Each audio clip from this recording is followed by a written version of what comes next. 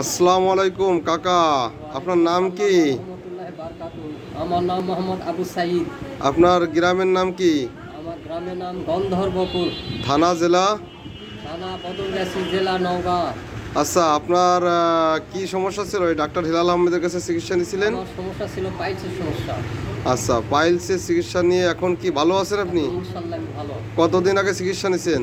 প্রায় বছর তিনেক তো হবেই। 3 বছর।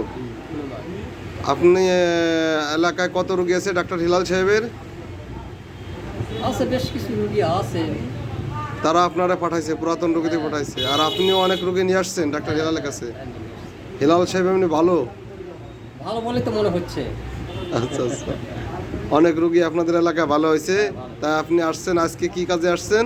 আমি আসছি আমার এক প্রতিবেশী নাতিকে নিয়ে, তার নাকের পলিপাস চিকিৎসার জন্য। পরিবার চিকিৎসার জন্য আসছেন। ঠিক আছে, তা রুগী টুগী পাঠায় দেবেন। আর যত রুগী দেখে ডাক্তার সাহেব, হিলাল সাহেব, সব রোগীর জন্য ভালো হয়ে যায়, দোয়া করবেন। ঠিক আছে, ইনশাল্লাহ। আসসালামু আলাইকুম। ওয়ালাইকুম